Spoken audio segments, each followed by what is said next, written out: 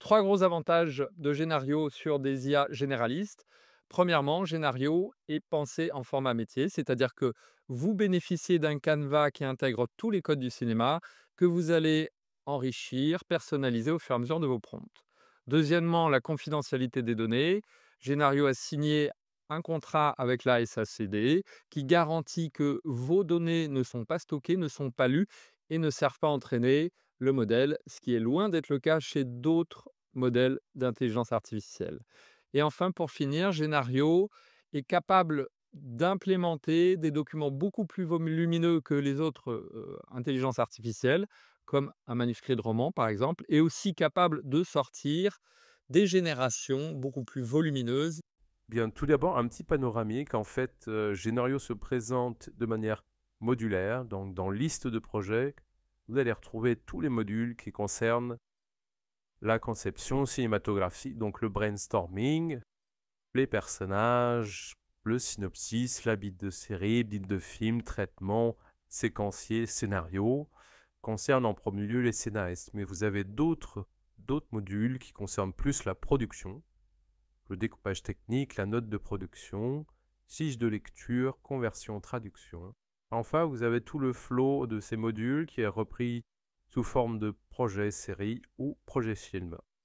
La fonction importante chez Génarvio, les documents. Il faut toujours donner du matériel, fait mieux à l'intelligence artificielle. Et là, vous pouvez ajouter toutes sortes de documents, donc fichiers, romans libres de droit. Il pourrait s'agir aussi d'un fichier Final Draft, d'un manuscrit, hein. Donc ici, je vais aller chercher un fichier Final Draft dans mon ordinateur. Là, le cyclone de Noël en rose.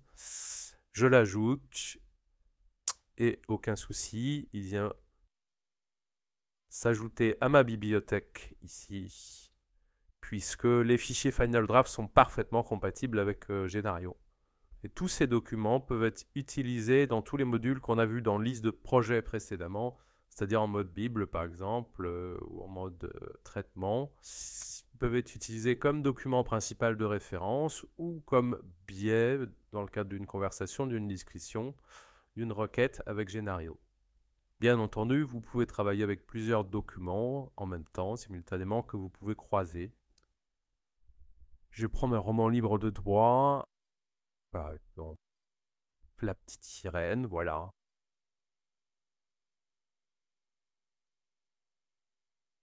Puis je peux ajouter aussi, par exemple, je vais aller chercher un article récent. Vous pouvez soit copier le corps de l'article dans un fichier Word, par exemple, que vous ajoutez à vos documents, soit renseigner l'URL de l'article dans une requête Génario.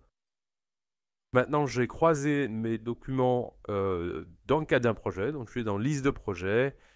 Ici, je choisis Brainstorming. Alors, Brainstorming, c'est un chat GPT amélioré pour le scénario, euh, avec notamment d'entrée des documents qui sont beaucoup plus importants.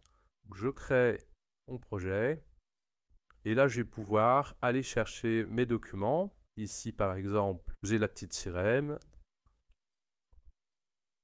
Puis, je vais demander à Génario de me fournir un écrit avec mon document que j'ai pris et puis avec l'article dont j'ai fourni l'URL. Et j'obtiens une rédaction, titre La Oise lanceuse des jeux de pouvoir. La petite sirène, elle souffre de chaque pas dans ce monde qui ne parle pas sa langue, tout en étant transportée au cœur des manigances politiques. Donc Génario a bien croisé mes deux documents et leur logique interne. Et ça va me permettre évidemment de pouvoir donner des biais via des documents, via des indications pour mes futurs écrits personnels. Maintenant, vous pouvez très bien modifier votre récit à l'aide de requêtes en discutant avec Génario. Donald en petite sirène.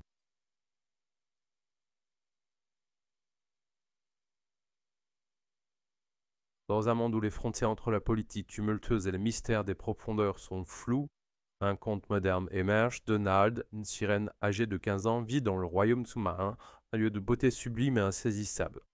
Bref, Génario a respecté ma consigne et a changé mon personnage principal, a mélangé en fait les deux sources et a produit un synopsis. Alors bien sûr, là, c'est pas comme ça qu'on travaille de manière générale. En plus, ma requête est assez burlesque, mais vous voyez, vous retrouvez toute la force, la capacité de l'intelligence artificielle à travailler, à changer des données selon les paramètres que vous lui donnez, et la spécialité de Genario, intégrer des données, des documents qui peuvent être très volumineux. Bien, alors ici, vous avez accès à l'historique des discussions. Cet historique, je peux le clarifier. Par exemple, cette partie ne m'intéresse pas, je peux mettre la question, la réponse est à la poubelle, pas fin m'intéresse, changer et donner un sirène, synopsis de la mer à terme. Donc vous pouvez soit télécharger la discussion ou vous pouvez aussi choisir un export. Donc, ici, exporter la discussion. Et là, vous pouvez choisir votre format en Word, texte ou un scénario. Alors, votre export document, vous allez pouvoir le retrouver dans les documents. Ici, discussion, on voit déjà un synopsis intégrant, voilà. En revanche, si vous téléchargez la discussion, vous allez obtenir un fichier docx sur votre ordinateur. Voilà, très bonne discussion. Bien sûr, dans le brainstorming, vous pouvez poser toutes sortes de questions. Imaginons par exemple que vous ayez reçu un roman, un manuscrit, et que vous vous questionnez sur le format qui pourrait donner lieu à une adaptation. C'est tout à fait le genre de question, là, quel format, film, série ou durée.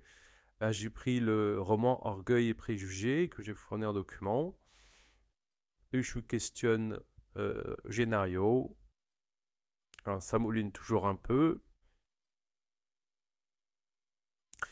Un film unique d'environ 2,5 heures. Condenser l'intrigue principale et se concentrer sur les moments clés de l'histoire. Film une expérience immersive et condensée, idéal pour capturer l'essence. Il me propose aussi éventuellement une série télévisée, nombre d'épisodes, une mini-série, 6 à 8 épisodes, chacun d'une durée de 45 à 60 minutes, donc quelque chose d'assez court. On propose aussi une série longue avec un nombre d'épisodes de 10 à 12 épisodes par saison. Le choix entre ces formats dépend objectif de l'adaptation, budget disponible, public cible, etc. On verra plus tard dans Génario, on a des outils beaucoup plus sophistiqués et professionnels pour ce genre d'analyse. Mais là, on s'aperçoit tout de suite, bien sûr, que les paramètres dépendent de ce que vous souhaitez comme type d'adaptation, de qui vous êtes, de quelle est votre ligne éditoriale. En fait, l'intelligence artificielle, tant qu'elle ne sait pas qui vous êtes précisément, elle ne fournira que des réponses assez vagues et standardisées. Donc la question essentielle, c'est qui suis-je? Donc brainstorming, vous pouvez très bien poser la question pour documenter vos attentes. Par exemple, je suis scénariste, imagine un questionnaire professionnel pour mieux me connaître et bien analyser mes attentes. Donc alors des questions un peu bateau, nom, âge, style et genre. Qui sont vos scénaristes ou cinéastes de référence? Quelle thématique récurrente explorez-vous? Décrivez votre méthode d'écriture. Quelle est votre principale source d'inspiration? Avez-vous déjà collaboré avec d'autres scénaristes? Etc., etc. Ce questionnaire, vous allez l'achiner selon vos attentes personnelles à l'aide de la conversation avec Génario. Et lorsque vous serez satisfait de ce document, vous pourrez vous en servir comme biais personnel pour nourrir vos futurs écrits.